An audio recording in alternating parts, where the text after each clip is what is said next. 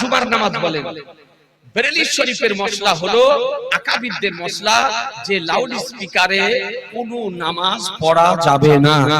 কোন নামাজ, 5 ওয়াক্তের নামাজ হোক, জুমার নামাজ হোক, ঈদের নামাজ হোক, বকরা ঈদের নামাজ হোক, কোন নামাজই লাউড স্পিকারে পড়া যাবে না। লাউড স্পিকারে নামাজ পড়া নিষেধ, মুফসিদাতে সালাত, এটা বেরেলি শরীফের ফতোয়া। তাজুস শরিয়া হুজুর আখতার রাজা আলাইহি রহমা রিদওয়ানের ফতোয়া। মুহাদ্দিসে কাবীর হুজুর আল্লামা জিয়াউল মুস্তাফা মুদাজিল্লাহুল আলীর ফতোয়া। মুফতি আজমে আলামে ইসলাম হুজুর মুস্তাফা রাজা রাদিয়াল্লাহু তাআলার ফতোয়া। হাফেজে মিল্লাতের ফতোয়া, এরকম আকাবিরদের ফতোয়া। আর সুন্নি জামাতের উলামাদের মধ্যে এক শ্রেণীর উলামা বলেছেন লাউড স্পিকারে নামাজ যায়, তবে শর্ত হচ্ছে বিরাট জামাত হতে হবে। বিরাট জামাত হতে হবে। আর লাউড স্পিকার কে নামাজ শুরু করার পূর্বে ভালো করে চেক করে নিতে হবে। আর তার সঙ্গে মুকাব্বির রাখতে হবে, তার সঙ্গে মুকাব্বির রাখতে হবে। এই শর্ত সাপেক্ষে কিছু উলামায়ে কেরামগণ লাউড স্পিকারে নামাজ পড়াকে জায়েজ বলেছেন। কিন্তু মনে রাখবেন আজকে 10টা মানুষ হচ্ছে তাও লাউড স্পিকার শুরু করে দেবে আলহামদুলিল্লাহ রাব্বিল আলামিন আর রহমানির রহিম মালিকি ইয়াউমিদ্দিন ইয়্যাকা না'বুদু ওয়া ইয়্যাকা নাস্তাঈন। বাবা এই ফ্যাশন জি 20টা মানুষ তাও আপনারা শুরু করে দিয়েছে। যারা জায়েজ বলেছেন তারা বলেছে বিরাট জামাত এবং মুকাব্বির রাখতে হবে। সুতরাং লাউড স্পিকারে নামাজ পড়বেন না। বেরেলি শরীফে এটাই হলো আপনার মাসলা। আর এটাতে কি লেখা আছে? তাকবীর দেওয়া, যখন তাকবীর হবে সে সময় আপনারা কি করবেন? ব্রাদার আর ইসলাম শরীয়তের মসলার সমস্ত ফিকার কিতাবে লেখা আছে, আপনি মসজিদ গিয়ে চুপচাপ বসে যাবেন। আর নামাজের যখন সময় হবে তখন আপনার মুয়াজ্জিন তখন আপনার তাকবীর দিবে, আল্লাহু আকবার আল্লাহু আকবার। যখন বলবে হাইয়া আলাস সালাহ হাইয়া আলাস সালাহ হাইয়া আলাল ফালাহ, তখন মুক্তাদি এবং ইমামগণ দাঁড়াবেন। কথা বুঝতে পারলেন? যখন হাইয়া আলাস সালাহ হাইয়া আলাল ফালাহ নামাজের জন্য দাঁড়িয়ে ইন্তেজার অপেক্ষা করা হলো মাকরুহ। সুতরাং ইমাম মুক্তাদি উভয়ে গিয়ে বসে পড়বে।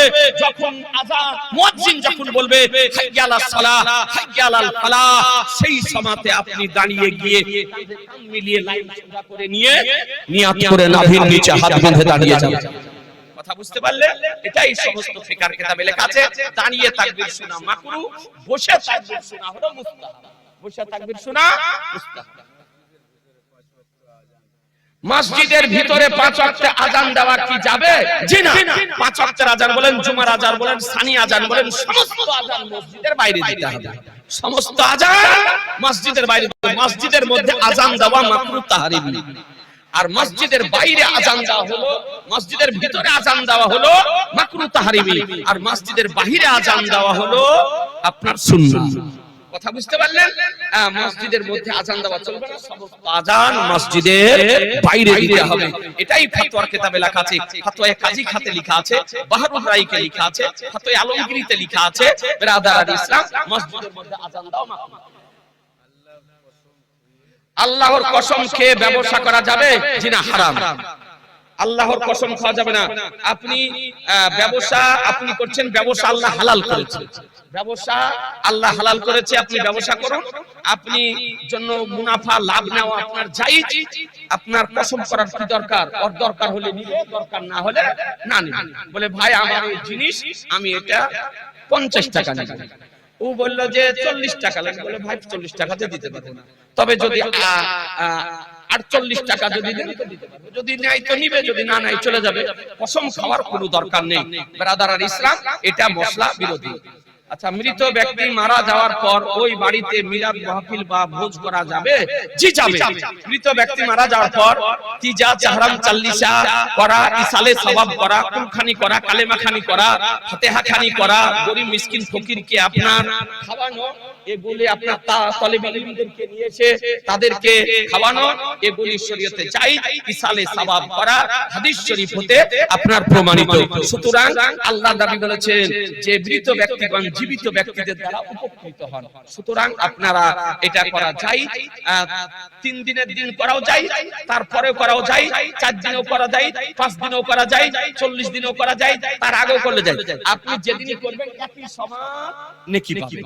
তবে আমাদের দেশে প্রচলিত আছে উর্ফি ভাবে যে আমরা তিজা চাহরাম চাল্লিশা করি, এটা করা আপনার জায়েজ। ওই দিন ধরে যদি না করে অন্য দিনে যদি করে তাও করে, কিন্তু দিন তারিখ করতে হবে।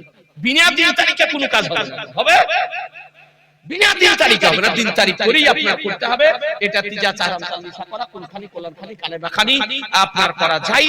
তারপরে ফকির মিসকিনদেরকে খাওয়ানো যায়, তারপরে বাড়িতে মিলাদ শরীফ করে দোয়া খাইর করানো যায়। আপনি তবে মৃত্যুর বাড়িতে কোনো মানুষকে দাওয়াত করবেন না, বড় লোক ধনী ব্যক্তিদেরকে দাওয়াত করবেন না। ইসালে সবের জন্য ডাকলেন, মিলাদ শরীফের জন্য, ফাতিহার জন্য, তারা যারা আসলো আর তারাকে আপনি পরিশেষে খাইয়ে দেন, এটা জায়েজ আছে। কিন্তু দাওয়াত করা জায়েজ না। খুশির সময়তে দাওয়াত করেন, বিয়েতে দাওয়াত করেন, আকিকাতে দাওয়াত করেন, মুসলমানিতে দাওয়াত করেন, কিন্তু মরার বাড়িতে দাওয়াত করতে হয় না। যা হোক ব্রাদার আল ইসলাম, অনেক রাত্রি হয়ে গেছে, এখন একদম মাস লাগাতার জালসা আছে।